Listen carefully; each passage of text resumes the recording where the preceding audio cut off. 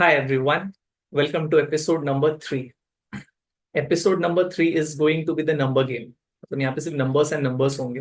क्यों मैं इसलिए बोल रहा हूँ क्योंकि एपिसोड 2 के बाद मिस्टर ए के माइंड में बहुत सारे सवाल आए हैं number related.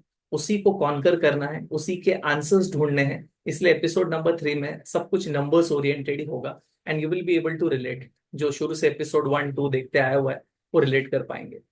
If you remember episode 2 के एंड में मिस्टर ए ने पुट ऑप्शन को वैल्यू करना सीख गया था. इनफैक्ट पुट ऑप्शन बोलना सही नहीं होगा, ऑप्शन को वैल्यू करना सीख गया था. वो बात अलग है कि हमारे स्टोरी में पुट ऑप्शन पिक्चर में है, इसीलिए my explanation is biased towards put option, right.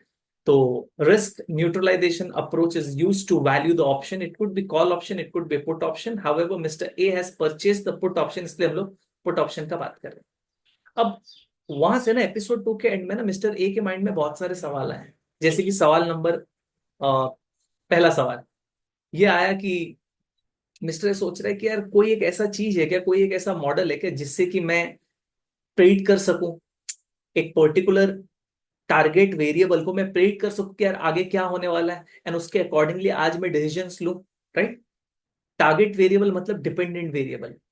यार जो मेरा वेरिएबल ऑफ इंटरेस्ट है, इट कुड बी स्टॉक का return, it could B interest rate, आगे क्या होने वाला है ये प्रेडिक्ट कर सकते हैं क्या? मिस्टर ए के मन में ये आ रहा है और आना एकदम स्वाभाविक है क्योंकि एपिसोड 2 के एंड तक मिस्टर ए काफी मेच्योर्ड हो गया है, नहीं क्या, राइट. तो मिस्टर ए ये सोच रहा है कि यार how to predict Y with the help of some another variable known as X. Feeling आ गया होगा सबको, राइट. यहाँ पे रिग्रेशन का बात हो रहा है जहां पे मिस्टर ए को एक ऐसा मॉडल चाहिए जो वाई को प्रेडिक्ट कर सके with the help of N independent variable x. मतलब एक इंडिपेंडेंट वेरिएबल एक्स है जो हेल्प कर रहा है वाई को प्रेडिक्ट करने में, राइट. Regression, right. वहां पे अपन एक सम्स देखेंगे जहां पे हमको इंडिपेंडेंट वेरिएबल दिया होगा एंड उसको पुट करेंगे इक्वेशन में and we will get what the dependent variable equation. आपको याद आ रहा होगा y hat is equal to b0 hat plus b1 hat x. Level 1 है तो सिंपल लीनियर रिग्रेशन ही है, x1 ही है, राइट. लेवल 2 में यू हैव मल्टीपल रिग्रेशन जहां पे y hat is equal to b0 hat plus b1 hat x1 plus b2 hat x2 plus dot dot dot dot चलते रहेगा, right. But level 1 में stick कर रहे हैं. x1 को पुट करेंगे जो y को प्रेडिक्ट करेगा. अब फिर मिस्टर ए के माइंड में ये आ रहा है क्या x1 में दम है क्या कि वो y को प्रेडिक्ट कर सके. मतलब अगर मेरे को इसको स्टैट्स के लैंग्वेज में फ्रेम करना हो तो what percentage of variation in y is explained by the independent variable x1. What percentage of variation in y is explained by the independent variable x1. तुम क्या चाहोगे sir? a very large percentage, in fact a very high percentage of variation in y should be explained by an independent variable. तभी जाके तो बोलेंगे ना कि यार x1 में पावर है to predict y, right. y का जो भी वेरिएशन हो रहा है, मन से बोल रहा हूं, सपोज उसका 90% x1 एक्सप्लेन कर पा रहा है, राइट. x1 जस्टिफाई कर पा रहा है, इसका मतलब यार सही मायने में x1 has the power to predict y. तभी तो मॉडल में हम लोग x1 को ले रहे हैं, राइट. तो ये आंसर उसको मिलेगा कोएफिशिएंट ऑफ डिटर्मिनेशन से. याद आ रहा होगा कोएफिशिएंट ऑफ डिटर्मिनेशन दो फॉर्मूला से, एक कोरिलेशन का स्क्वायर कर दो एंड दूसरा रिग्रेशन का टोटल डिवाइड बाय टोटल, मतलब sum of squared regression divide by sum of squares total, right. जो ये बोलता है कि sir what percentage of variation in Y is explained by an independent variable, right. तो ये इसको आंसर मिल गया यहाँ पे. तो ऑब्वियसली अभी जो स्टार्ट ही कर रहे हैं वो, तो स्टार्ट करते हुए ये देखा कि यार मॉडल में कैसे x1 को पुट करने से y को प्रेडिक्ट किया जाता है, इसलिए y हैट लिखते हैं अपन. y हैट का मतलब होता है एक्सपेक्टेड वैल्यू ऑफ y. उसके बाद ये देख रहा है कि यार x में सही मायने में वो पावर है क्या टू प्रेडिक्ट y. वहां पे है कोएफिशिएंट ऑफ डिटर्मिनेशन देख रहा है वो. ऑब्वियसली कोएफिशिएंट ऑफ डिटर्मिनेशन का कोई कट ऑफ नहीं है. जैसे आपको याद होगा आई थिंक एपिसोड 1 में अपन ने कोरिलेशन के बारे में डिस्कस किया था. कोरिलेशन का कट ऑफ है -1 से लेके +1. कोएफिशिएंट ऑफ डिटर्मिनेशन का कोई कट ऑफ नहीं है, लेकिन अगर ज्यादा आता है कोएफिशिएंट ऑफ डिटर्मिनेशन तो बढ़िया है. इट मींस कि sir a high percentage of variation in y is explained by the independent variable, right. तो कहीं ना कहीं मॉडल पे रिलाई किया जा सकता है. एनीवेज, फिर सेकंड सवाल जो ये चलता है कि यार इंडेक्स 5% बढ़ गया, निफ्टी इतना परसेंट बढ़ गया, बैंक निफ्टी इतना परसेंट बढ़ गया. इंडेक्स के बारे में अंडरस्टैंडिंग एपिसोड 2 में मिला है, लेकिन अब इसको ये देखना है कि यार ये इंडेक्स 5% बढ़ गया, 2% बढ़ गया, ये कैलकुलेट कैसे कर रहे हो यार? क्योंकि एक इंडेक्स के अंदर तो बहुत सारे कॉन्स्टिट्यूएंट्स है, नहीं. निफ्टी 50 एक इंडेक्स है जिसके अंदर 50 शेयर्स है. बैंक निफ्टी एक इंडेक्स है जिसके अंदर 12-13 स्टॉक्स है. राइट? तो यार ये इंडेक्स 2% बढ़ गया, 5% बढ़ गया, ये कैसे कैलकुलेट करते हैं, इसके बारे में अपन पता लगाएंगे। थर्ड, अगर आपको याद होगा तो एपिसोड 2 में जब ये फिक्स्ड इनकम को और एक्सप्लोर करने जा रहा था, तो इसने देखा कि इंटरेस्ट रेट के चेंज होने से फिक्स्ड इनकम के प्राइस चेंज हो रहे हैं, बॉन्ड के प्राइसेस चेंज हो रहे हैं, राइट? एंड वहां पे मॉडिफाइड ड्यूरेशन को कैलकुलेट किया गया था, जो कहता है कि sir if interest rate changes by 1%, तो बॉन्ड का price will change by how much percent, right? वहां से इसको ये चीज तो पता चल गया मिस्टर ए को कि यार अगर मैं मेरा पैसा फिक्स्ड रेट बॉन्ड्स में डालूं ना, फिक्स्ड रेट बॉन्ड्स एक ऐसा बॉन्ड्स जहां पे फिक्स्ड रेट मिलने वाला है, फिक्स्ड कूपन है, तो यार बहुत ज्यादा वॉलेटिलिटी है, क्योंकि इंटरेस्ट रेट ऊपर नीचे होता है, बॉन्ड का प्राइस भी ऊपर नीचे भागता है। तो अब ये मिस्टर ए ढूंढ रहा है कि यार मेरे को मेरा पैसा, कुछ पैसा बॉन्ड्स में तो डालना है, लेकिन कोई ऐसा बॉन्ड्स है क्या जो कम वॉलेटाइल है as compare to fixed bonds? कोई ऐसा बॉन्ड्स है क्या जो कम वॉलेटाइल है as compare to fixed bonds? Yes, floating rate bonds. क्योंकि फ्लोटिंग रेट बॉन्ड्स में क्या होता है, नाम ही देखो ना, फ्लोटिंग रेट्स। मार्केट में जैसा जैसा इंटरेस्ट रेट चेंज हो रहा है, वैसे वैसे आपका कूपन रेट भी चेंज होंगे। मार्केट का रेट ही आपका कूपन रेट होगा, तो कहने से bond will trade at par. जिनका एग्जाम अभी आने वाला है उनको एकदम याद आ रहा होगा, ऑगस्ट कैंडिडेट्स को मैं क्या कह रहा हूं, अगर आपको जो मिल रहा है coupon rate that is equal to the market का rate that is equal to the yield, इसका मतलब bond will trade at par, क्योंकि जो आपको मिल रहा है आप वही रेट से पुल कर रहे हो। तो floating rate bonds are less volatile as compare to fixed bonds. तो फ्लोटिंग रेट बॉन्ड्स का क्या कैसे कैलकुलेशन होता है, उसके बारे में बात करेंगे, क्योंकि मिस्टर ए को जानना है, राइट? एंड देन आपको याद होगा एपिसोड 2 में ऑल्टरनेटिव इन्वेस्टमेंट्स को डिक करने का कोशिश किया था। फिर जैसे हेज फंड्स में देखा तो हेज फंड्स अपने आप में समुंदर था। फिर सपोज एपिसोड 2 के बाद इसने मन बना लिया यार कुछ पैसा हेज फंड्स में देते हैं। तो मिस्टर ए को जानना है कि यार अगर मैं पैसा हेज फंड्स को दे रहा हूं, तो जो फंड मैनेजर, जिसको हम लोग मैनेजिंग पार्टनर कहते हैं या फिर जनरल पार्टनर कहते हैं, वो कैसा फीस चार्ज करता है, फीस वगैरह काट के क्या रिटर्न हाथ में आता है, ये सब के बारे में जानना है, तो उसके रिलेटेड एक सम्स है। And lastly mister A derivatives में और एक्सप्लोर कर रहे हैं। मिस्टर ए को ये पता लगा कि ऑप्शन को वैल्यू करने का दूसरा भी तरीका है। एक तो रिस्क न्यूट्रलाइजेशन अप्रोच से हम ऑप्शंस को वैल्यू कर सकते हैं, लेकिन एक दूसरा भी तरीका है जिसको आप शॉर्टकट कह सकते हो अभी रिवाइज करते हो, जिसका नाम है put call parity. Put call parity के मदद से हम ऑप्शन के प्राइसिंग, शुड बी प्राइस को पता लगा सकते हैं। तो वहां पे वापस से एक सम देखेंगे जहां पे हम पुट ऑप्शन का प्राइस निकालेंगे with the help of put call parity, right? इस तरीके से एपिसोड 3 वाइंड अप होने वाला है। क्योंकि यहां तक बहुत ही ज्यादा नंबर्स का गेम है, तो mister A would be like too much, एकदम हेडेक हो जाएगा मिस्टर ए को टुवर्ड्स द एंड, एंड वहां पे हम लोग कंक्लूड करेंगे एपिसोड 3 को। तो सब कुछ नंबर्स रिलेटेड है, रिग्रेशन मॉडल है, कोएफिशिएंट ऑफ डिटरमिनेशन निकालना है, इंडेक्स का रिटर्न निकालना है, फ्लोटिंग रेट बॉन्ड्स का कैलकुलेशन करना है, हेज फंड्स का फीस कैलकुलेशन करना है, and towards the end put call parity करना है। तैयार हो? Let's start.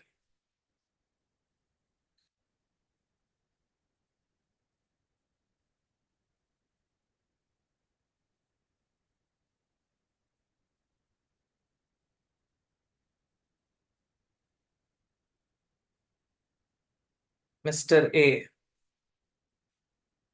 सही डायरेक्शन में सोच रहा है, by the way mister A, क्या कहते हो यार?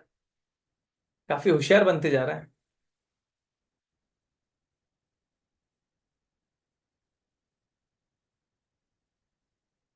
लग रहा है I want to predict something, या फिर predict the target variable.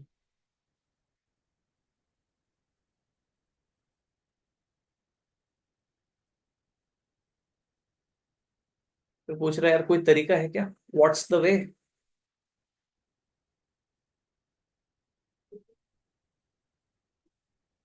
Answer is regression model. आपके सिलेबस में तो सिंपल लीनियर रिग्रेशन है, तो यहाँ पे मैं सबसे पहले तो रिग्रेशन देता हूँ, रिग्रेशन मॉडल।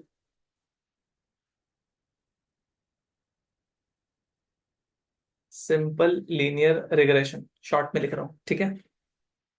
इक्वेशन याद आ रहा होगा, जहां पे हमको प्रेडिक्ट करना है वाई को, वाई हैट का मतलब expected value of y predict कर रहे हैं ना, is equal to B0 hat plus B1 hat X1, right? Sir जो मॉडल ने प्रेडिक्ट किया वाई, क्या एक्चुअल में भी वही वाई होगा, ऐसा जरूरी है क्या? नहीं यार, अगर ऐसा होता तो यार मॉडल तो भगवान हो गया।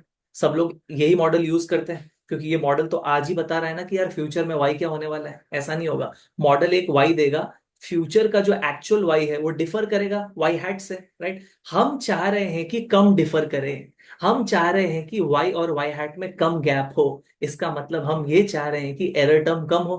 एरर टर्म क्या होता है? The difference between the actual y and the predicted y, right. तो यहाँ पे मैं लिख रहा हूँ एक्चुअल वाई, देखो मैं क्या लिख रहा हूँ, will obviously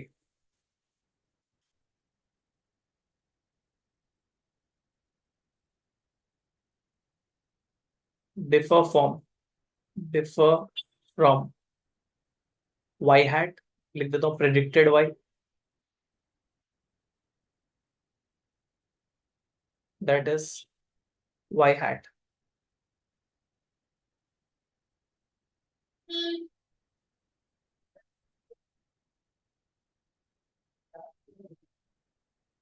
That is, there will be an error term.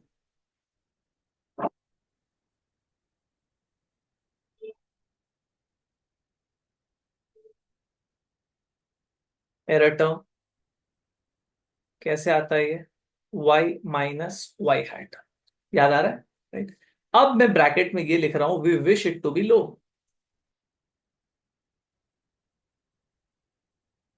We prefer error term to be लो।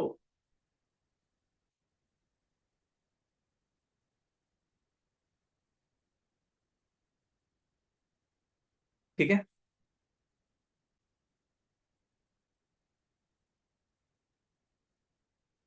तो ये था इसका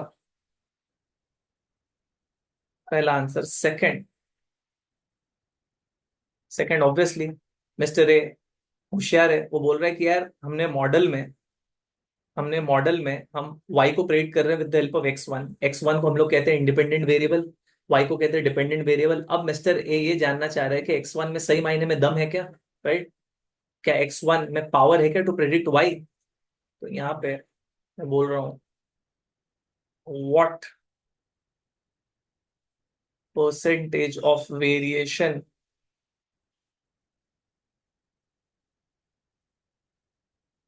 इन y, what percentage of variation in y is explained by the independent variable x?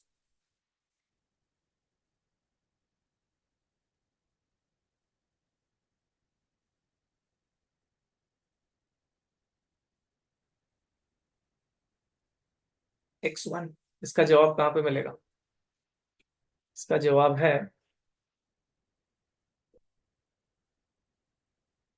Sir coefficient of determination निकाल लो।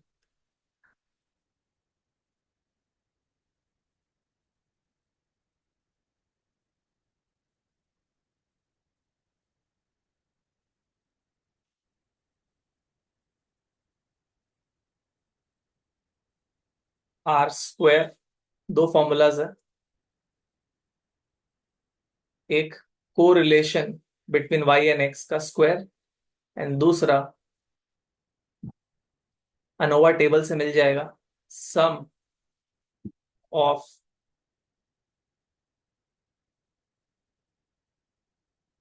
Squared regression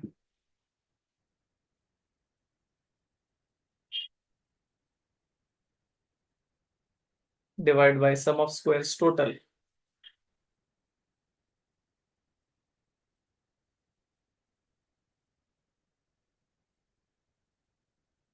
ठीक है, basically अगर short में बोले तो रिग्रेशन का part divide by total, right. Suppose 80% आया, तो इसका मतलब क्या है? 0.8 आया, दैट इज 80%। इसका मतलब 80% of variation in Y is explained by an independent variable. Y का जो भी मूवमेंट हुआ था, उसका वाई का जो भी वेरिएशन हुआ था या मूवमेंट हुआ था, उसका 80% is explained by x1। So what about 20%? 20% remains unexplained, known as error term, right. तभी तो वाई और वाई हैट में गैप है यार। अगर मॉडल जो वाई प्रेडिक्ट कर रहा है अगर एक्चुअल में भी वही हो गया, इसका मतलब 100% of the variation in Y is explained by an independent variable, तब तो मॉडल गॉड हो गया। ऐसा होगा ही नहीं, ठीक है।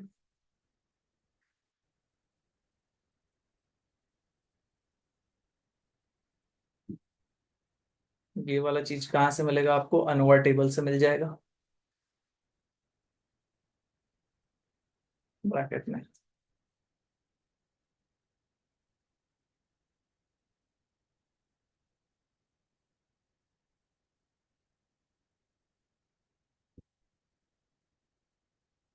तो मिस्टर ए को एक दो चीज पता लगाना था, वाई को प्रेडिक्ट करना था और देखना था कि यार कितना percentage of variation in Y is explained by an independent variable. क्या इसके रिलेटेड कुछ सम्स है क्या सर? यस है, इसको कॉन्कर करते हैं, चलिए। पेज नंबर 308, पेज नंबर 308 में question number 1, question number 2 and question number 3, पहले इसको कॉन्कर करते हैं। And we have page number 297 में लिख रहा हूं यहाँ पे, पेज नंबर 297 में वी हैव क्वेश्चन सेट, उसमें जो भी रेलेवेंट पार्ट रहेगा वो करेंगे जो इस एपिसोड से रिलेटेड है। ठीक है, चलिए।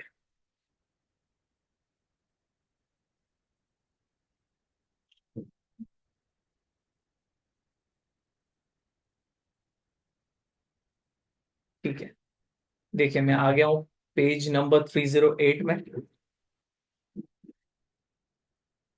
क्वेश्चन नंबर 1, 2 एंड 3 अपने को करना है, ठीक है।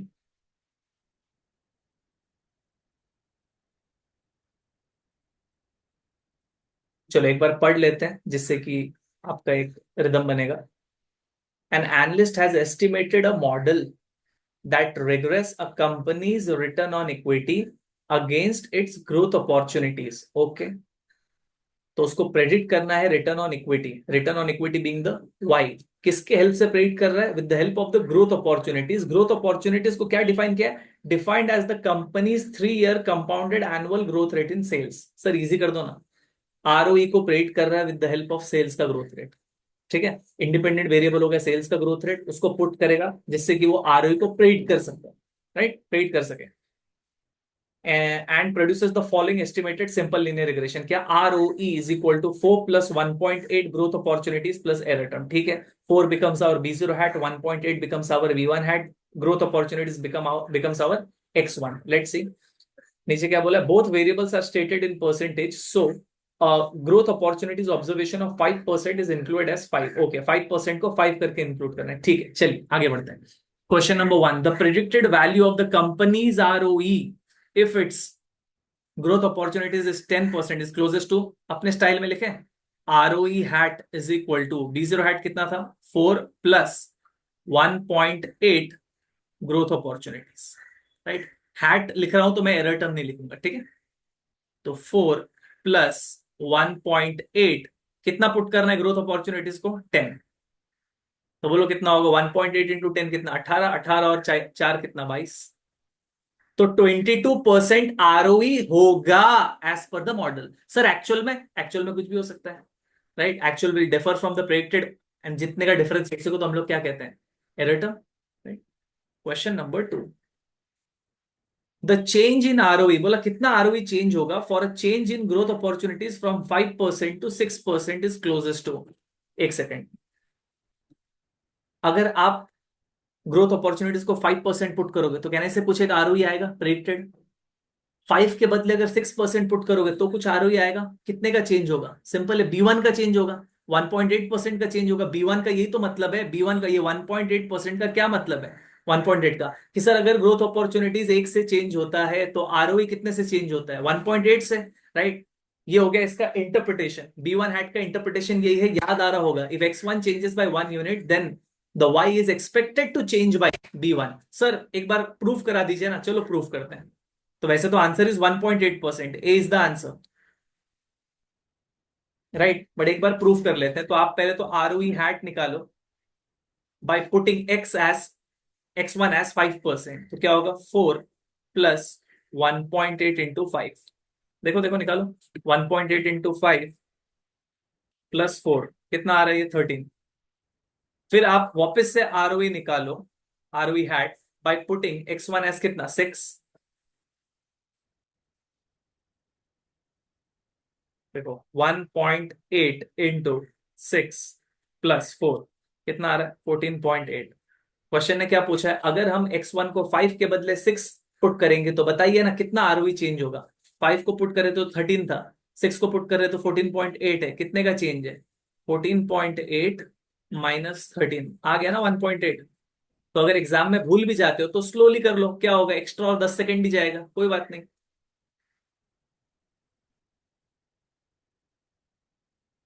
3, question number 3, the residual error term पूछ रहा है, in case of a growth opportunities of 8% and an observed ROE of 21% is closest to. सुनना क्या बोल रहा हो, बोल रहा है पहले आप x1 में 8% पुट करो एंड एक्सपेक्टेड आरओई निकालो, फिर बोल रहा है एक्चुअल आरओई हमने देके रखा है 21%, एक्चुअल और एक्सपेक्टेड में कितना डिफरेंस है, वही तो एरर टर्म है, वही पूछ रहा है। देखो द रेसिडुअल बोलो या एरर टर्म बोल लो, residual in the case of a growth opportunities of 8% and an observed ROE of 21% is closest to। an observed ROE of 21%, ये actual Y है, ये actual Y, that is actual ROE। पहले predicted ROE निकाले, let's see।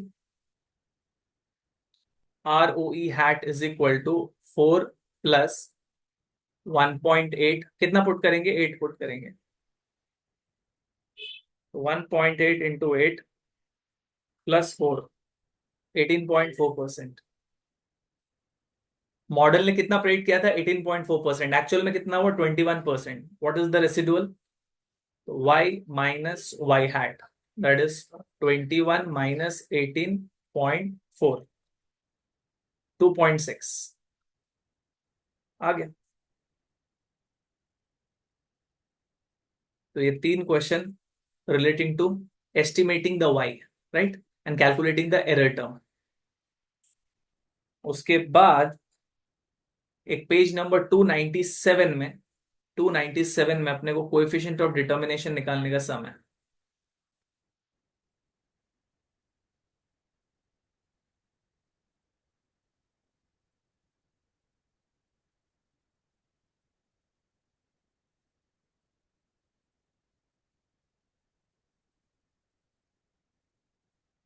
ये question set देखना, तो मैं पूरा का पूरा स्टोरी नहीं पढ़ रहा हूँ, स्ट्रेट अवे क्वेश्चन नंबर 1 पढ़ रहा हूँ। आपको भी एग्जाम में यही एफिशिएंसी रखना है। क्वेश्चन नंबर 1 कह रहा है what is the coefficient of determination for this regression model. Coefficient of determination निकालने का दो तरीका है, एक कोरिलेशन का स्क्वायर कर दो, सेकंड अनोवा टेबल में रिग्रेशन का टोटल डिवाइड बाय जो टोटल है ना उसका टोटल, राइट। तो अपने को अनोवा टेबल देके रखा हुआ है, देखो रिग्रेशन का टोटल कितना है, सम ऑफ स्क्वायर्स रिग्रेशन कितना है 576.1485, और सम ऑफ स्क्वायर्स टोटल कितना है 2449.7100। तो आपका कोएफिशिएंट ऑफ डिटर्मिनेशन आ गया क्या, 576.1485 डिवाइड बाय 2449.7100।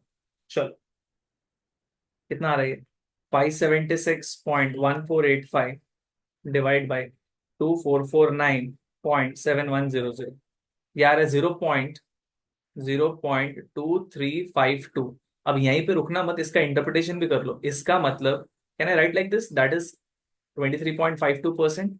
इसका मतलब 23.52% of variation in Y is explained by an independent variable. तो वैसा देखा जाएगा तो यार सिर्फ 23.5% वेरिएशन एक्सप्लेन कर पा रहा है, मतलब बाकी का जो मोटा मोटी बोलूं तो 77 types percent, right, is unexplained, right. खैर वो सब में जाना नहीं है, लेवल 1 में वो सब में डिग नहीं कर रहे हैं। लेवल 1 में सिर्फ बोल रहे हैं यार तुम कोएफिशिएंट ऑफ डिटर्मिनेशन निकालो और उसका इंटरप्रिटेशन बता दो, राइट।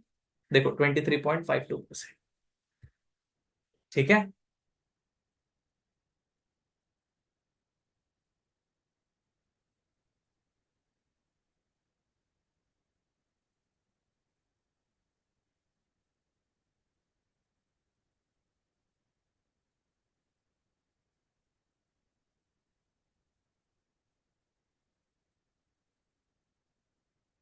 दूसरा सवाल क्या था,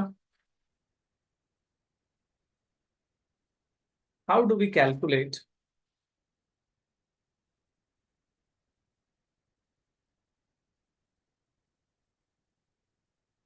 इंडेक्स रिटर्न।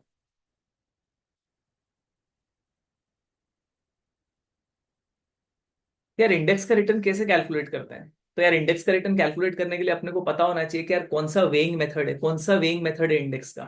तो यहाँ पे तो ये देखा कि यार बहुत सारे वेइंग मेथड दिख रहे हैं।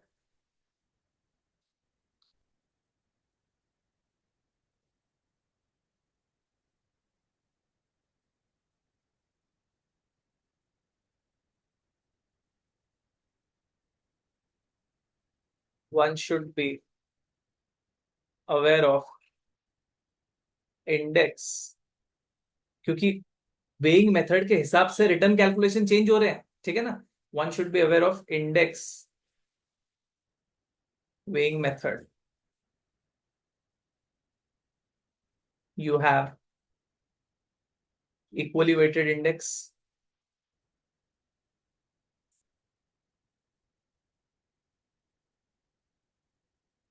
You have price weighted index, short में लिख रहा हूं, ठीक है, price weighted index. You have market cap weighted index. You have fundamental weighted index.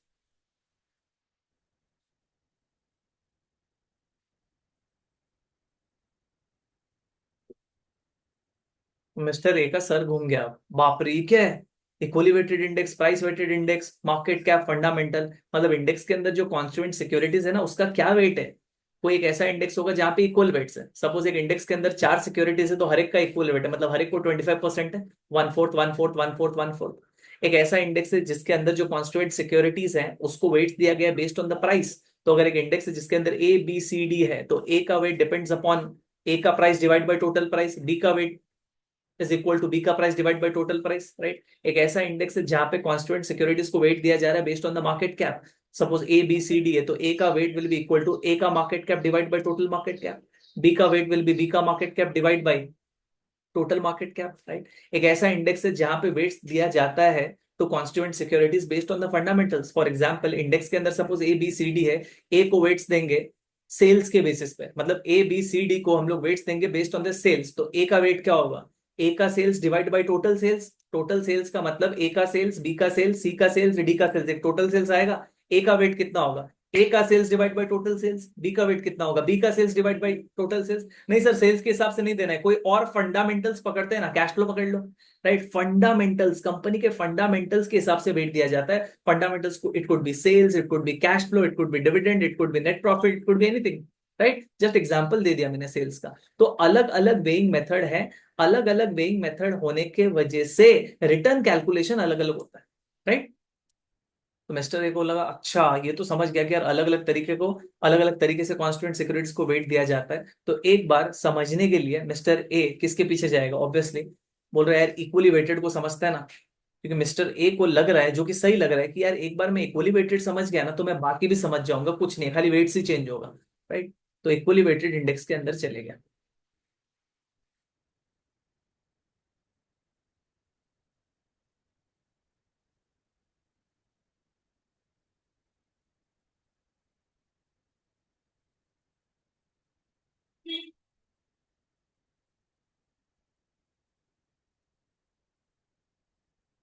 कोई एक इक्वली वेटेड इंडेक्स यार बताइए, एंड उसके बाद कैलकुलेशन करते हैं, लेट्स सी। सर है क्या, यस। कहाँ पे है, पेज नंबर 343,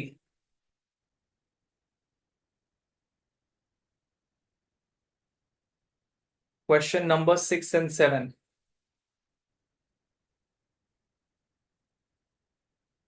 लेट्स सी, जो भी डिस्कशन करना है हम वहीं पे करते हैं, लेट्स गो।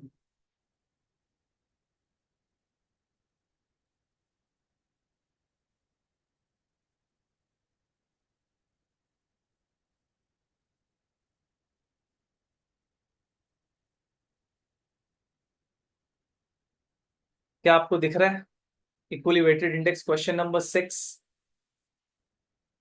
ये देखिए क्वेश्चन नंबर 6।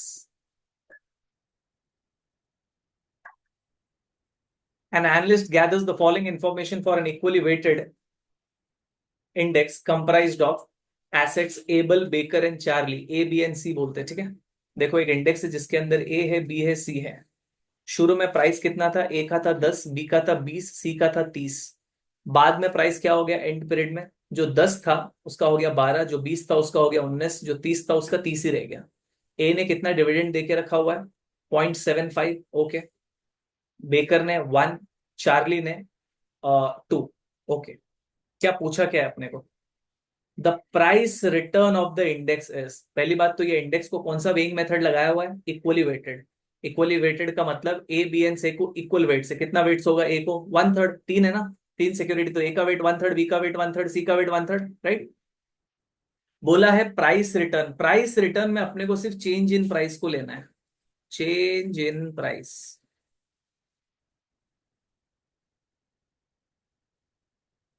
तो यहाँ पे स्पेस है मेरे पास, तो यहाँ पे मैं प्राइस रिटर्न कैलकुलेट करते हैं। Very very simple, price return नाम से पता चल रहा है you have to consider only change in price, right.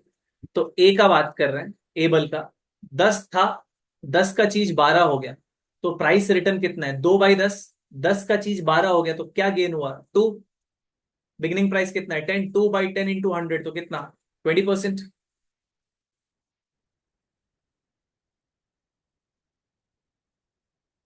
B का शुरू में प्राइस था 20, बाद में हो गया 19, गिर गया है, ये तो नेगेटिव रिटर्न देगा। इसका रिटर्न होगा -1/20। नहीं क्या? एंडिंग प्राइस फॉर्मूला अगर तुमको चाहिए तो ending price minus beginning price divide bye beginning price into 100। तो एंडिंग प्राइस कितना है? 19, बिगिनिंग प्राइस कितना है? 20। 19 minus 20 divide by 20 into 100, -5%। Charlie का 30 था शुरू में, एंड में भी 30 रह गया, तो रिटर्न क्या? 0%। 30 का 30 रह गया। नहीं नहीं सर, मेरे को फॉर्मूला लगाना है, लगाओ। Ending price 30 minus beginning price 30, 30 minus 30 0, 0 divide by 30 into 100, 0, right. अब यार ये तो ए का रिटर्न मैंने निकाला, बी का रिटर्न निकाला, सी का रिटर्न निकाला, मेरे को इंडेक्स का रिटर्न चाहिए। और इंडेक्स का कौन सा वेइंग मेथड है? इक्वली वेटेड है। इक्वली वेटेड में एक आप शॉर्टकट लगा सकते हो, आप पूरा का पूरा सम करो एंड डिवाइड बाई एन कर दो। 3 सिक्योरिटीज है तो डिवाइड बाई 3, राइट। कितना होगा? 20 minus 5, 15 plus 0, 15%। Therefore price return of an index, ये जो कैलकुलेट किया था ये था price return of an individual security.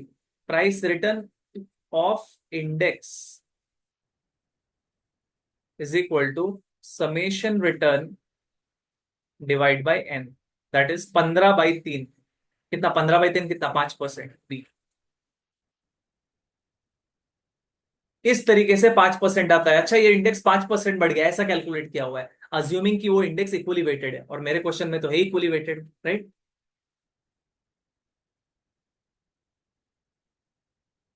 Question number 7, same question है, लेकिन यहां पे पूछा होगा टोटल रिटर्न। अब सिंस टोटल रिटर्न पूछा हुआ है, टोटल तो बोलना ये चाह रहा है कि यार चेंज इन प्राइस तो लो, लेकिन जो डिविडेंड जो इंटरेस्ट है उसको भी कंसिडर करना पड़ेगा, तभी तो हुआ ना टोटल रिटर्न। पहले वाला क्वेश्चन क्या था? Only the price return, change in price. अभी वाला क्या है? टोटल रिटर्न, जहां पे change in price plus dividend या तो इंटरेस्ट, ये शेयर्स का बात हो रहा है तो डिविडेंड, ठीक है। तो यहाँ पे करते हैं टोटल रिटर्न। ऑब्वियसली अगर हम डिविडेंड एंड ऑल दैट को कंसिडर करेंगे तो 5% तो ज्यादा आएगा ही ना। पहले वाले क्वेश्चन में सिर्फ चेंज इन प्राइस को कंसिडर किया था, डिविडेंड को कंसिडर नहीं किया था, इसलिए 5 था। मैं कह रहा हूँ क्वेश्चन नंबर 7 में टोटल रिटर्न पूछा है, अगर हम डिविडेंड्स एंड ऑल दैट को कंसिडर करेंगे तो 5 से तो ज्यादा आएगा ही, तो ऑप्शन नंबर ए तो हो ही नहीं सकता। ये कॉमन सेंस चला क्या? Right, let's calculate total return. चलो मुंह जबानी करते हैं। सेम, 10 का चीज हो गया 12, सब पर शेयर देके रखा हुआ है, देखो 10 का हो गया 12, तो 2 प्लस 0.75 का डिविडेंड, तो 2.75 डिवाइड बाई 10 इंटू 100। नहीं सब फॉर्मूला ही बताओ। तो फॉर्मूला है ending price minus beginning price plus dividend divide by beginning price into 100। Obviously मैं लिखूंगा नहीं, ending price minus beginning price plus dividend divide by beginning price into 100, right. तो 2.75 divide by 10, ये हो रहा है 27.5%। बेकर का देखते हैं, 20 का हो गया 19, -1 प्लस डिविडेंड है 1, -1 प्लस 1 0, राइट। 0 डिवाइड बाई 20 है तो क्या हो गया? 0। फॉर्मूला से भी कर लो चाहिए तो, राइट। एंडिंग प्राइस कितना है? 19 माइनस 20 प्लस डिविडेंड कितना है? 1, तो -1 प्लस 1 कट के क्या हो जाएगा? 0, 0%। चार्ली का देखते हैं, 30 और 30 तो सेम ही है, तो ending price minus beginning price हो गया 0 प्लस, लेकिन डिविडेंड मिला है 2 का, तो 2 डिवाइड बाई 30, 6.67%। अब कुछ नहीं करना है, टोटल रिटर्न किसका? Of an equally weighted index, of equally weighted index, summation return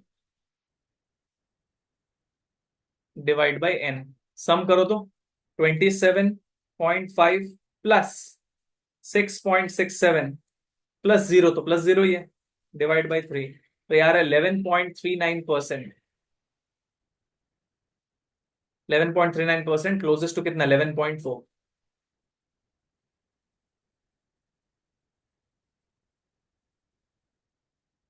तो ये हो गया आपका equally weighted index, right.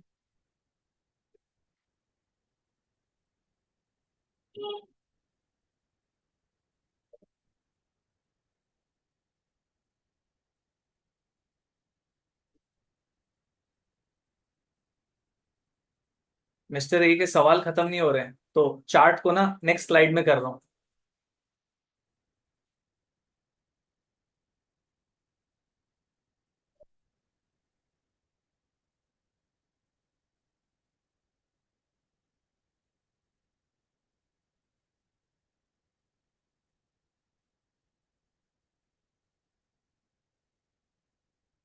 Mister A finds that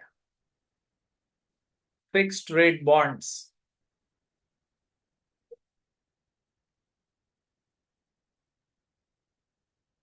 are volatile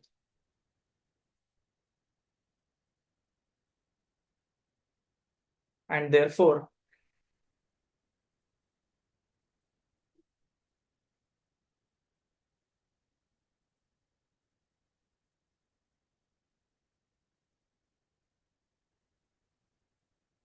wants to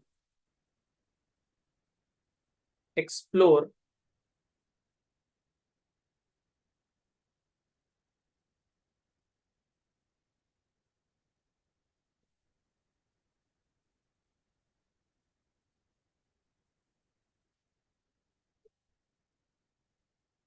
different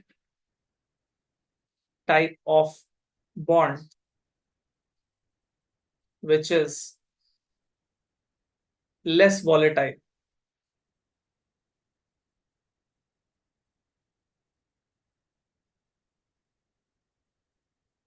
than fixed rate bonds, FRB लिख रहा हूं short में, ठीक है। Mister A finds that fixed rate bonds are volatile, कि सर इंटरेस्ट रेट की movement होने से बॉन्ड्स का प्राइस काफी अप एंड डाउन भागता है, इसलिए बोला volatile, and therefore wants to explore different type of bond, right, which is less volatile than FRB.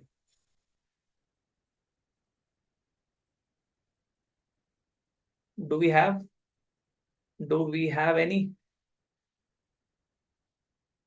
ये सवाल है।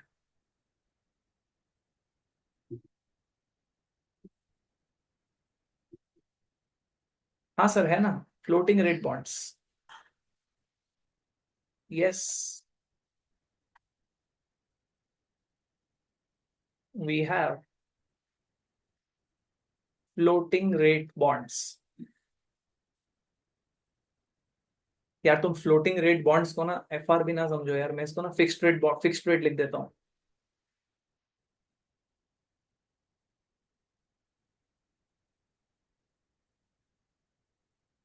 Less volatile than fixed rate, fixed bonds.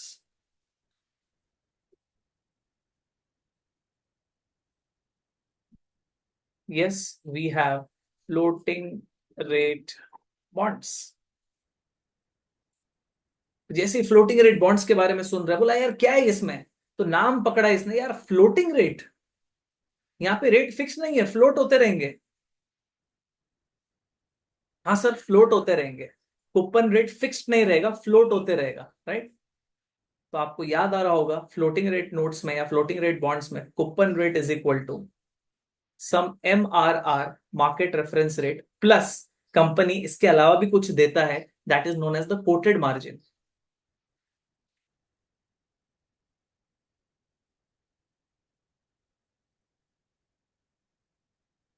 Right. ये कूपन रेट मिलता है और यही यील्ड होता है, राइट। जो बाजार में रेट चल रहा है, इन्वेस्टर्स लोग को भी तो वही चाहिए, कंपनी भी तो वही दे रहा है, मतलब लोगों का जो यील्ड है, लोगों को जो चाहिए वही कंपनी दे रहा है, right. The yield is equal to the coupon rate. अगर अगर यील्ड ऐसा हुआ तो यील्ड क्या है बाय द वे?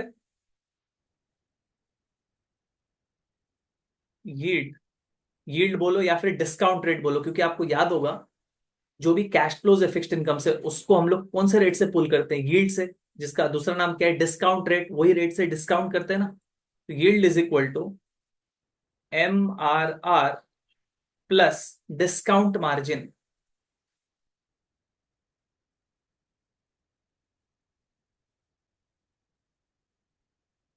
अब प्लीज ध्यान से देखना, एमआरआर एमआरआर तो सेम है, राइट? एमआरआर का मतलब क्या है? ऐसा मार्केट रेफरेंस रेट। मैंने कहा कंपनी मार्केट रेफरेंस रेट के अलावा और एक चीज देता है जिसका नाम है कोटेड मार्जिन। तो कंपनी जो कूपन रेट देता है that is over and above the market reference rate. जो भी एक्स्ट्रा है उसको कहते हैं कोटेड मार्जिन, राइट? अगर इन्वेस्टर्स लोग को उतना ही एक्स्ट्रा चाहिए जितना कंपनी दे रहा है, उतना ही एक्स्ट्रा चाहिए जितना कंपनी दे रहा है, कंपनी कितना एक्स्ट्रा दे रहा है? Coated margin. अगर इन्वेस्टर्स को भी कोटेड मार्जिन ही चाहिए, मतलब discount margin is equal to quoted margin अगर हुआ, तो जाके bonds will trade at par. लेकिन नहीं सर, इन्वेस्टर्स को ज्यादा चाहिए, मतलब जितना कंपनी एक्स्ट्रा दे रहा है ना over and above MRR, investors लोग को उससे भी ज्यादा चाहिए, मतलब discount margin is greater than quoted margin. तो बॉन्ड किस पे ट्रेड होगा? डिस्काउंट पे। नहीं सर, अगर इन्वेस्टर्स लोग को कम चाहिए, जितना कंपनी एक्स्ट्रा दे रहा है जो कोटेड मार्जिन है उससे भी कम चाहिए, तो बॉन्ड्स किस पे ट्रेड होगा? प्रीमियम में। यहां पे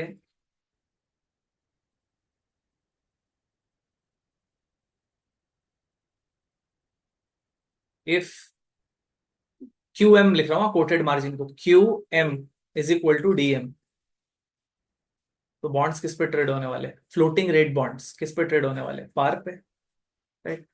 मैं ऐसा कर देता हूँ, if DM is equal to Q M कर देता हूँ, ताकि नोट्स का फ्लो बना रहे। Discount margin is equal to quoted margin. If discount margin is greater than quoted margin, इसका मतलब ही यही हुआ कि यार इन्वेस्टर्स लोग को जो एक्स्ट्रा वाला पार्ट है ना वो ज्यादा चाहिए एज कंपेयर टू कंपनी जितना प्रोवाइड कर रहा है। इसलिए देखो, discount margin greater than quoted margin, इसका मतलब बॉन्ड्स किस पे ट्रेड होने वाला है? डिस्काउंट में।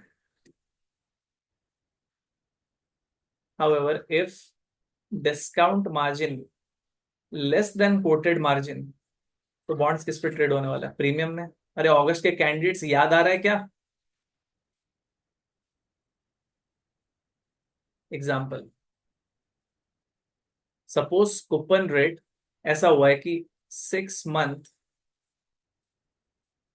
MRR plus 80 Bips. ये कंपनी बोल रहा है कि हम जो भी 6 महीने का MRR होगा वो तो देंगे, उसके अलावा और एक्स्ट्रा कितना देंगे? 80 बिप्स, मतलब 0.8%। हावेवर अगर लोगों को जो यील्ड है वो कितना चाहिए? 6 मंथ MRR तो चाहिए ही, प्लस से 120 बिप्स चाहिए। कंपनी बोल रहा है हम कितना देंगे? 6 मंथ MRR प्लस कितना? 80। इन्वेस्टर्स को कितना चाहिए? 6 मंथ MRR प्लस 120। तो कंपनी जो कोटेड मार्जिन कोट किया है, इसलिए कोटेड मार्जिन, उससे ज्यादा चाहिए ना लोगों को। ये देखो डिस्काउंट मार्जिन। अगर रिटर्न ज्यादा चाहिए तो सस्ते में खरीदना पड़ेगा ना, इसलिए तो लिखा है डिस्काउंट। देखो डिस्काउंट। ये वाला केस कौन सा वाला केस है? डिस्काउंट वाला केस है।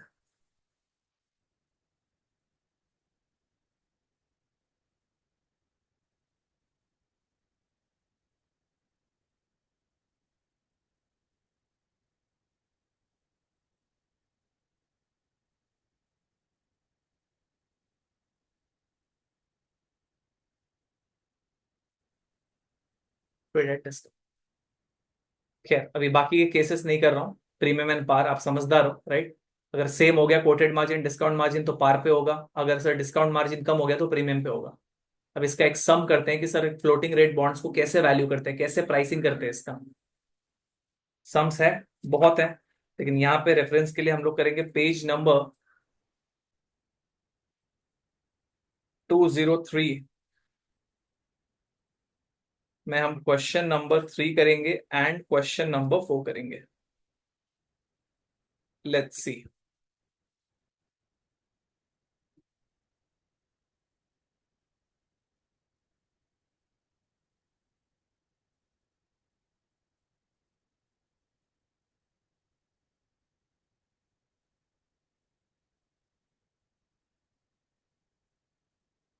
Question number 3 and question number 4। Episode 1 में भी फ्लोटिंग रेट नोट्स का या फ्लोटिंग रेट बॉन्ड्स के बारे में हमने जिक्र किया था, एपिसोड 1 अगर याद आ रहा है तो। A fixed income portfolio manager is looking to value a 1 year US dollar denominated floating rate note that has a quarterly payments, मतलब कूपन हर 3 3 महीने के बाद मिलने वाला है, on a 90 day MRR plus 80 Bips. ठीक है, 90 डे MRR प्लस 80 बिप्स, मतलब यहाँ पे 80 बिप्स क्या हो गया, coated margin. Assume the following information, क्या 90 डे MRR देके रखा है 2.5%, coated margin is 80 Bips, discount margin is 100 Bips. एक सेकंड, जितना कंपनी एक्स्ट्रा देने वाला है उससे ज्यादा इन्वेस्टर्स को चाहिए, दिखा, discount margin is greater than quoted margin, इसका मतलब डिस्काउंट है, bond will trade at discount, discount bond, right. तो फेस वैल्यू 100 है ना, 100 से भी कम पे ट्रेड हो रहा होगा, तभी तो डिस्काउंट बोल रहे हैं। अगर 100 पे ट्रेड होता तो पार, 100 से ज्यादा होता तो प्रीमियम, 100 से कम है तो क्या डिस्काउंट। पहला क्वेश्चन देखते हैं ना, पहला क्वेश्चन देखो कितना स्मार्ट है क्वेश्चन। बोल रहा है without doing any calculation this floating rate note is priced at a discount, right. फिर क्वेश्चन नंबर 4 में बोल रहा है यार प्राइस निकाल के एक बार बता देना, निकाल देंगे, कोई इशू नहीं है। प्राइस निकालने के लिए तो अपने को आता ही है। क्या करना है अपने को, सबसे पहले एफवी में कुछ चीज पुट करना है, पीएमटी में कुछ चीज पुट करना है, आई बाय में कुछ चीज पुट करना है, एन में कुछ चीज पुट करना है, and then CPT PV. Let's do. 100 FV होगा,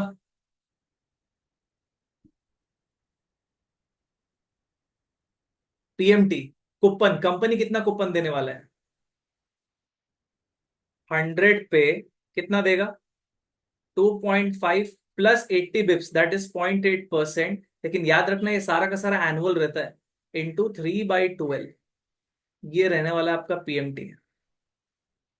कितना हो रहा है कैलकुलेट करो तो, 2.5 प्लस 0.8, 3.3%, तो 100 into 3.3%, that is 3.3 into 3/12, quarterly है ना, 0.8250, यहाँ पे जस्ट लिख रहा हूं मैं, 0.8250।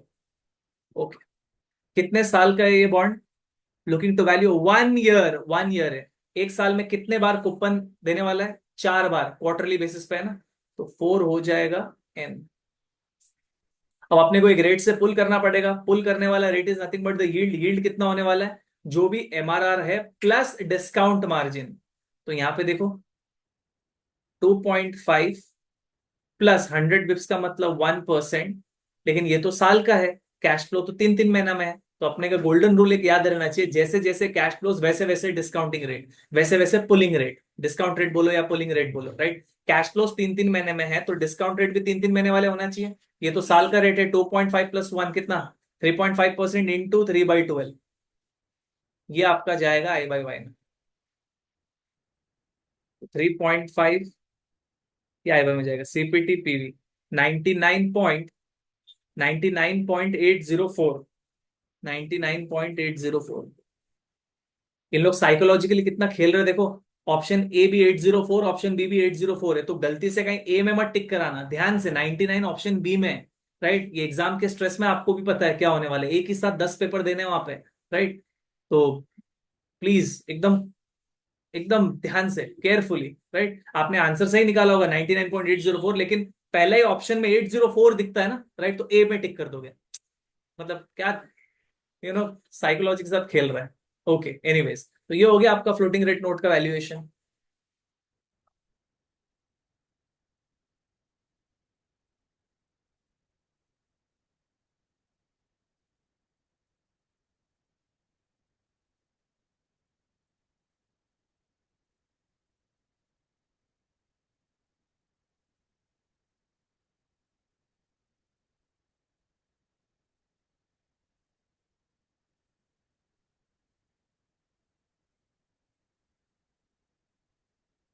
तो मिस्टर ए सोच रहा है कि यार चल ना फ्लोटिंग रेट में ही लगा देते हैं, फ्लोटिंग रेट नोट से कुछ खरीद लेते हैं, कम वॉलेटाइल है as compare to fixed bonds, right.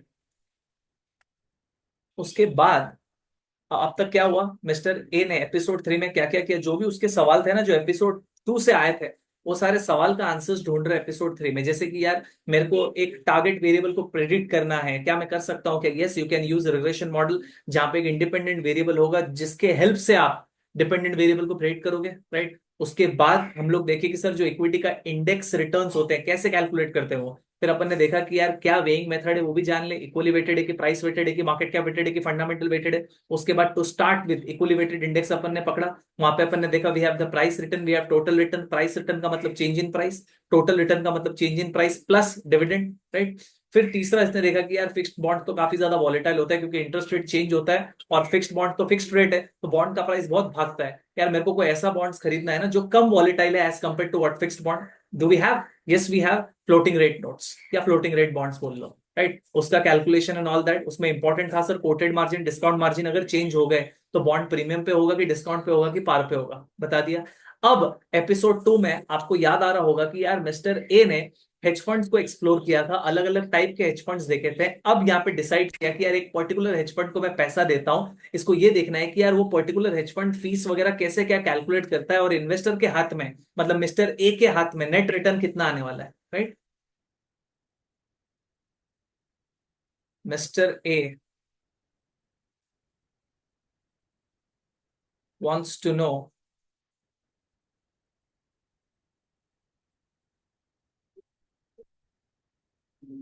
the fee calculation and net return from investing in an hedge fund।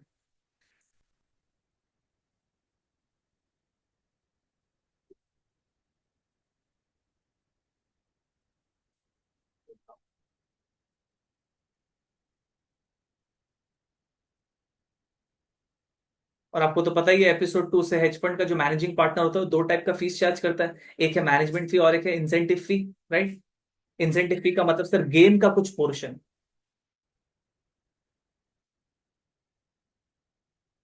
तो यहाँ पे पेज नंबर 286 में नॉलेज चेक में है question number 1 and question number 2। Let's सी।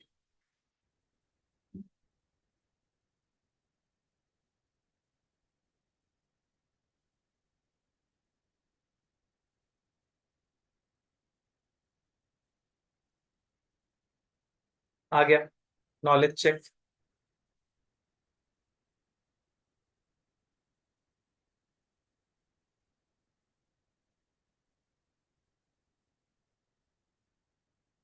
अच्छा खासा स्पेस है, उसको यूटिलाइज करते, सॉल्यूशन को प्लीज मत देखना, ठीक है। AWJ capital is a hedge fund with $100 million of initial investment capital. Assume करो ना कि ये जो $100 million है ना, ये मिस्टर ए ने दिया हुआ है इस पर्टिकुलर हेज फंड को, राइट। बहुत पैसे वाला है मिस्टर ए, उसको खाली फाइनेंस का नॉलेज चाहिए, right. 100 million of initial investment, full stop, आगे। The hedge fund, it charges a 2% management fee based on year-end assets under management. Okay. शुरू में एक सर्टन एसेट्स अंडर मैनेजमेंट था, कितना था? 100 million से स्टार्ट किया। वो 100 million को कुछ ना कुछ ग्रो कर किया होगा, राइट। या ग्रो किया होगा या डिक्लाइन किया होगा, वॉट एवर, जो भी एंडिंग वैल्यू होगा उसका 2% बोल रहा है मैनेजमेंट फी है, ठीक है। इंपॉर्टेंट, ईयर एंड बोला है, ठीक है ना। And 20% incentive fee. इंसेंटिव फी मलाई, हेज फंड बोल रहा है कि जो भी मैंने अगर 100 का 120 कर दिया ना, या फॉर दैट मैटर 100 का 140 कर दिया, 40 का प्रॉफिट है, मलाई है, वो 40 का भी मेरे को 20% चाहिए, ऐसा हेज फंड मैनेजर बोल रहा है। नहीं नहीं, ए बोला सर मेरे को देना नहीं है तो मत आ मेरे पास, ऐसा हेज फंड जवाब दे रहा है मिस्टर ए को, बोल रहा है म्यूचुअल फंड में जा जा, ठीक है। पर हेज फंड में जाना है तो भाई मैनेजिंग पार्टनर इंसेंटिव फी लेगा, okay. In its first year AWJ Capital has a return of 30%। शायद आपको दिख रहा नहीं होगा 30%, मैं इसको अंडरलाइनिंग को हटा देता हूँ। 30%। Assuming, assume management fees are calculated using end of period valuation। Okay, आगे क्वेश्चन नंबर 1 क्या है? What are the fees earned by AWJ if the incentive fee and management fee are calculated independently. यहीं पे सीखेंगे independently का मतलब होता है क्या होता है। इंडिपेंडेंटली का मतलब ये होता है कि सर मैनेजमेंट फी का हिसाब किताब अलग, इंसेंटिव फी का हिसाब किताब अलग, राइट। इंसेंटिव फी कैलकुलेट करते वक्त मैनेजमेंट फी को पिक्चर में अगर आप नहीं लाते हो इसका मतलब इंडिपेंडेंट है। हाउएवर अगर इंसेंटिव फी को कैलकुलेट करते वक्त आप मैनेजमेंट फी को पिक्चर में लाते हो, राइट, आएगा अभी पिक्चर में, इसका मतलब इंडिपेंडेंट नहीं है, नेट ऑफ है। राइट, देखेंगे क्या होता है। अभी फोकस इंडिपेंडेंट पे करते हैं, लेट्स सी। तो स्टाइल क्या है? स्टाइल तो यही है सर, बिगनिंग का एयूएम कितना था? 100 $100। क्या रिटर्न है? क्या रिटर्न अर्न किया, जनरेट किया हेज फंड ने? 30% रिटर्न। तो एंडिंग एयूएम कितना है? 100 को अगर 30%, 100 में अगर 30% जनरेट किया, मतलब एक साल के बाद कहने से 130, 100 का 130 हो गया, तभी तो जाके 30%। तो 100 × 1.3, 130 एंडिंग वैल्यू है। फीस निकालते चलो, मैनेजमेंट फीस, एमएफ कर रहा हूं। एंडिंग वैल्यू पे देना है, कितना देना है? 2%। 130 का 2% कितना? 2.6। इंसेंटिव फी तो बोल रहा है यार मैंने 100 का 130 किया, 30 अर्न किया, मेरे को 30 में भी हिस्सेदारी चाहिए। ठीक है, ले ले। 130 - 100 इंटू कितना चाहिए हिस्सेदारी? 20%। 30 का 20% कितना? 6। टोटल फीस कितना है जो हेज फंड चार्ज करेगा? 2.6 + 6। Total fees 2.6 + 6, that is 8.6। तो मेरे को बताओ ना, 8.6 अपना फीस कट करेगा और कहने से जो भी बच गया वो ए को दे देगा। ए ने दिया था 100, 100 का बनाया 130, 130 में से हेज फंड अपना फीस कट करेगा, दैट इज 8.6। जो बच गया वो कहने से मिस्टर ए को लौटा देगा। तो कितना लौटाएगा? Net return, net return amount wise, हाँ, नेट रिटर्न अमाउंट वाइज कितना? 130 - 8.6, तो ये कितना हो रहा है? 121.4। अब मिस्टर ये सोचेगा यार मैंने 100 दिया था, मेरे हाथ में आया 121.4, तो रिटर्न कितना? 21.4%, राइट। देयरफॉर यहाँ पे इन परसेंटेज टर्म्स में एकदम सिंपल है, 121.4 - 100 डिवाइड बाय 100 इंटू 100, 21.4%। राइट, वही तो होता है, ending value minus beginning value divide by beginning value into 100, वही तो किया। तो देखो फीस देखते हैं, फीस कितना है? 8.6 हमारा भी आया। इन लोग रिटर्न निकालना यहाँ पे भूल गए क्योंकि क्वेश्चन में दोनों ही चीज पूछा था। क्या? एक तो यार फीस कितना है, what are the fees, and second पूछा था what is an investors effective return. वो इन लोगों ने यहाँ पे नहीं निकाला, हमने निकाल के रखा हुआ है। कितना है? 21.4%। Percentage net return.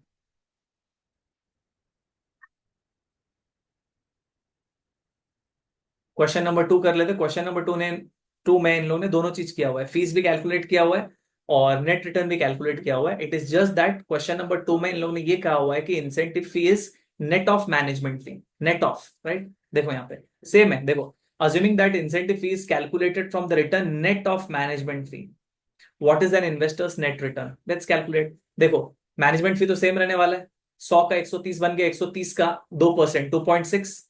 इंसेंटिव फी कैलकुलेट करते वक्त मैनेजमेंट फी को पिक्चर में लेके आना है, मतलब यहाँ पे 130 -100 माइनस नेट करना है ना मैनेजमेंट फी को, -2.6, जो बच गया उसका 20%। This is the only difference. तो कितना होगा? 30 - 2.6 इंटू 20%, 5.48, राइट। टोटल फीस क्या होगा? 5.48 + 2.6, 8.08। देखो 8.08। अब कहने से 130 में से 8.08 कट कर देगा, मेरे पास स्पेस नहीं है इसलिए मैं बोल रहा हूँ। चलो यहाँ पे करता हूँ। Total fees 2.6 + 5.48, that is 8.08। Net return amount wise कितना? 130 में से हेज फंड अपना फीस कट करेगा 8.08, कितना बचा? 121.92। परसेंटेज टर्म्स में कितना हाथ में आया? 100 दिया था, रिटर्न में आया 121.92, कितना? 21.92%। अब अगस्त का कैंडिडेट्स बोलो या नवंबर का कैंडिडेट्स बोलो, जिसका एग्जाम आ रहा है, जिसका मेजोरिटी सब्जेक्ट्स हो गए, they are matured enough to calculate the return in percentage terms, right? Ending minus beginning divide by beginning into 100। तो मिस्टर ए को पता चल गया, ओके ऐसा कैलकुलेशन होते हैं, लेकिन मिस्टर ए अभी भी अनअवेयर है कि अंदर बहुत सारी चीजें, अभी हर्डल रेट है ना तेना वो सब तो आया ही नहीं है। लेकिन मिस्टर ए बोल रहा है अच्छा मेरे को एक सुपरफिशियल समझ में आ गया कि यार कैसा मैनेजमेंट फी कैलकुलेट होता है, कैसे इंसेंटिव कैलकुलेट होता है, और कैसे नेट रिटर्न निकालना है, right?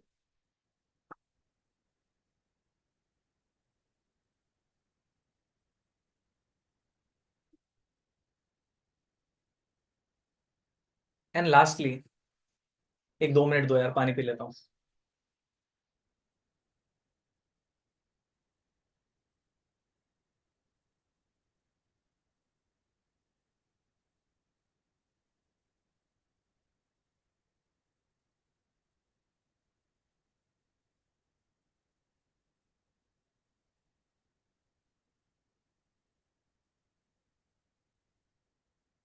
And lastly mister A ये जानना चाहता है कि यार ये जो वैल्यूएशन मेथड था ना, जिसके हेल्प से हम लोग पुट ऑप्शन का प्राइस या कॉल ऑप्शन का प्राइस निकाल रहे थे, इनफैक्ट हमारे स्टोरी में तो पुट ऑप्शन का प्राइस, क्या कोई दूसरा तरीका है क्या शुड बी प्राइस निकालने का? हाँ, दूसरा तरीका दिख गया मिस्टर ए को, that is known as put call parity, right?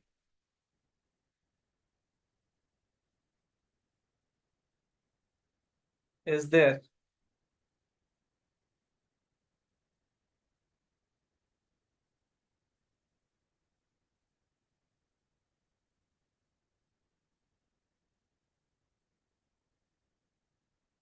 another way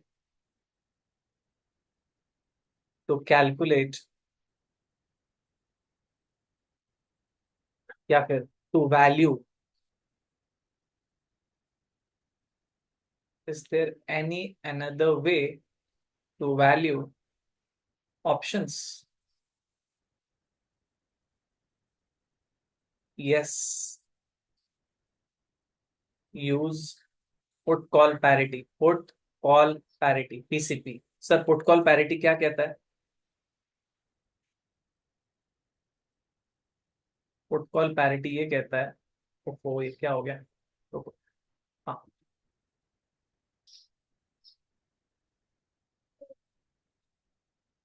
put option का प्राइस प्लस अभी का spot price S0 should be equal to call option का price plus present value of strike price.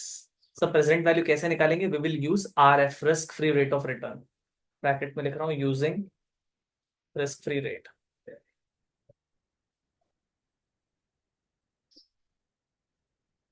तो sir इसमें से value कैसे पता लगाएंगे? क्वेश्चन में आपको सपोज अभी का स्पॉट प्राइस दे के रखा हुआ है, कॉल ऑप्शन का प्राइस दे के रखा हुआ है, स्ट्राइक प्राइस दे दिया रहेगा, रिस्क फ्री रेट दे दिया रहेगा। अब ये सब इक्वेशन में पुट करोगे तो कहने से पुट ऑप्शन का प्राइस निकाल सकते हो, या वाइस वर्सा, पुट ऑप्शन का प्राइस दे के रखा होगा, स्पॉट प्राइस दे के रखा होगा, स्ट्राइक प्राइस दे के रखा होगा, अगेन पुट करके आप कॉल ऑप्शन का प्राइस निकाल सकते हो। लेकिन सिंस हमारे स्टोरी में तो पुट ही चल रहा है, राइट? क्योंकि मिस्टर ए ने तो एपिसोड 1 में ही पोर्टफोलियो बना लिया था, वो पोर्टफोलियो को हेज करने के लिए कहने से एक पुट ऑप्शन बाई किया था। एपिसोड 2 में रिस्क न्यूट्रलाइजेशन अप्रोच के हेल्प से वैल्यूएशन करना सीखा। अभी ये फाइंड आउट करना चाह रहा है कि यार कोई दूसरा भी तरीका है क्या जिससे कि मैं और क्विकली पता लगा सकूं, हाँ we have put call parity, right? And put call parity के रिलेटेड क्वेश्चन हमको दिख जाएगा जो हमारे स्टोरी के साथ रिलेट हो, पेज नंबर 212 में question number 2। Let's find out.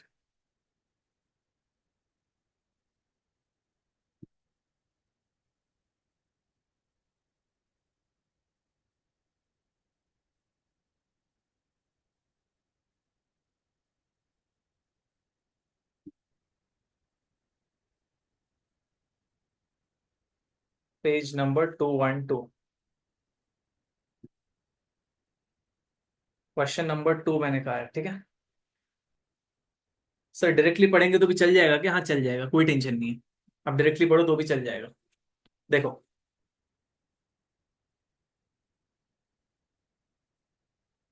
आपको अगर स्टोरी पढ़ना है तो चलो एक बार आपके लिए ना स्टोरी भी पढ़ लेते हैं, कुछ नहीं। हम लोग उसके बाद मिस्टर ए से सब्स्टिट्यूट कर देंगे, ठीक है। Let's see. South China investments SCI has a Chinese equity portfolio, और हमारे मिस्टर ए ने भी तो पोर्टफोलियो बनाया हुआ है, ठीक है। That has outperformed in the first half of the year due to an overweight position in the health care industry shares. Okay, जो हमारे मिस्टर ए हैं, उन्होंने जब पोर्टफोलियो बनाया था, उनका पोर्टफोलियो ने फर्स्ट 6 मंथ्स ऑफ 2024 बहुत बढ़िया किया, क्योंकि हमारे मिस्टर ए ने बहुत ही ज्यादा शेयर्स लेके रखे थे हेल्थ केयर सेक्टर से, और हेल्थ केयर इंडस्ट्री ने अच्छा किया है, राइट। वही बोलना चाह रहा है। SCI मतलब हमारे केस में mister A is considering option based alternatives for one of its current overweight position. बोला यार बहुत ज्यादा ओवरवेट कर दिया है, राइट। हेल्थ केयर इंडस्ट्री काफी अच्छा खासा बढ़ गया है, right.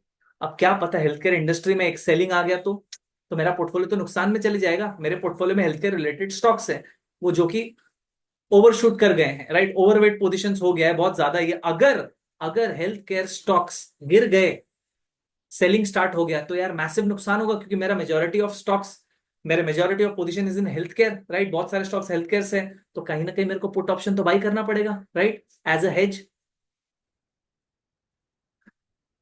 CWI has a current, क्या है, एक सेकंड पढ़ते हैं, एक second. SCI is considering option based alternatives for one of its current overweight position, China Well Incorporation. एक स्टॉक है चाइना वेल इनकॉर्पोरेशन, जिसमें बहुत ज्यादा पैसा लगाया हुआ है, राइट, रहेगा हेल्थ केयर से रिलेटेड।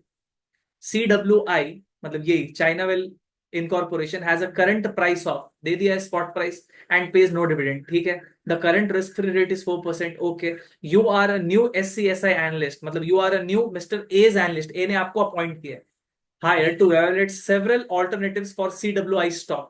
बोलना यही चाह रहा है कि सर मिस्टर ए ने बहुत ही ज्यादा CWI के स्टॉक्स को खरीदा है। अब मिस्टर ए को डर लग रहा है कि यार कल के तारीख में CWI के स्टॉक प्राइस गिरना चालू हो गए तो बचने के लिए क्या करें यार, पुट ऑप्शन बाई करना। अब पुट ऑप्शन बाई करने से, कर बोलने से नहीं चलेगा यार, क्या प्राइस पे मेरे को बाई करना चाहिए, शुड बी वैल्यू, वो क्वेश्चन नंबर 2 में बोला है। लेट्स सी, देखो। Due to a recent sharp rise in CWI share price, SCSI मतलब mister A is recommending that, ठीक है, recommending that clients consider protective put strategies, ठीक है। या फिर मैं ऐसे क्वेश्चन को रिफ्रेम कर रहा हूं, mister A is contemplating, is thinking to consider protective put strategies. मतलब प्रोटेक्टिव पुट का मतलब यार स्टॉक तो बाई कर रखा है, अब स्टॉक को गिरने से बचाने के लिए पुट बाई करते हैं, तो put will protect my stock, hence known as protective put, right. मैं डेलिबरेटली क्वेश्चन को रिफ्रेम कर रहा हूं, please do not criticise me, ठीक है ना। For 3 to 6 month tenors, okay, या 3 महीने वाला एक्सपायरी का या 6 महीने वाला एक्सपायरी का एक पुट ऑप्शन खरीदने का बात कर रहा है। If you observe that a 6 month CWI call option at an exercise price of Chinese yuan 120 is trading at a price of 22.60, बोलो क्या क्या डिटेल्स दे दिया है। स्ट्राइक प्राइस दे दिया है, कॉल ऑप्शन का प्राइस दे दिया है C0, रिस्क फ्री रेट दे दिया है, हाँ सर 4%।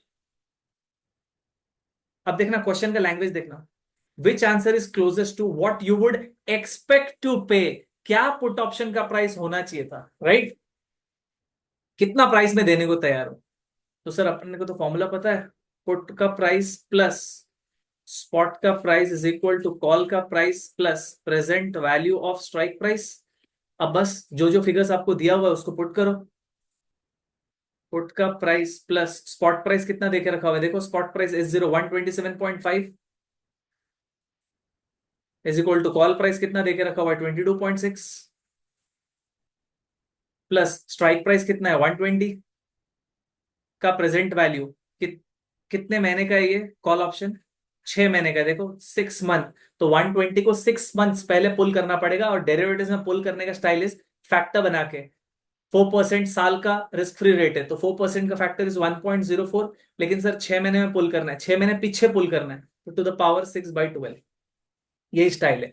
जो भी इंटरेस्ट रेट है उसका फैक्टर बनाओ टू द पावर। अगर 3 महीना पीछे पुल करना है तो 3/12, 6 मंथ्स पीछे पुल करना है तो 6/12, 9 मंथ्स पीछे पुल करना है तो 9/12।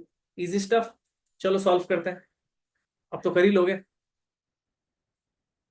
1.04 टू द पावर 6/12 या 1/x इंटू 120,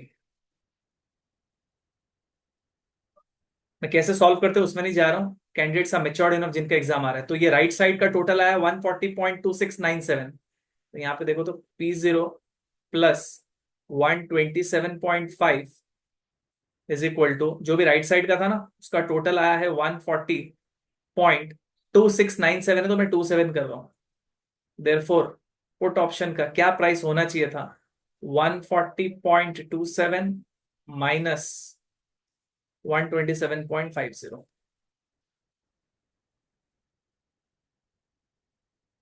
12.77।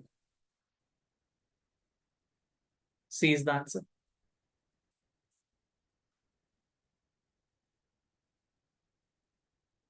उफ, मिस्टर बोल रहा है यार बस, थक गया अब मैं।